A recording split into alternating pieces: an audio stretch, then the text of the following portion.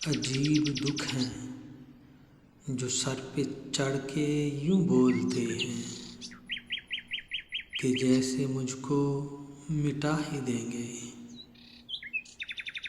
वो ना समझ उस पे लोग शातर अजीब पट्टी पढ़ा रहे हैं। वो कह रहा है कि तेज भागो, सफ़र है लंबा। मैं थक गया जो तो साथ उसका न दे सकूँगा।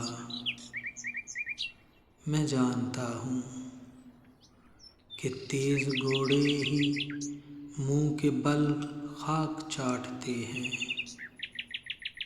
मैं पुरसकूँ बहते दरिया जैसा, बड़े ही धीमे मिजाज वाला। मुझे खबर है वो बस मेरा है, सदा मेरा है। मगर मेरी मसलहत को मेरी नाकामियों का वो नाम देकर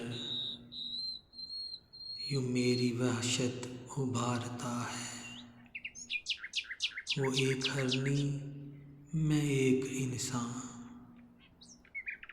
दरिंदा सिफ्ती से दूर कोसों। मैं कैसे उसको उधेड़ डालूं, बदन का रेशम बखेर डालूं। अजीब दुख हैं, अजीब दुख हैं।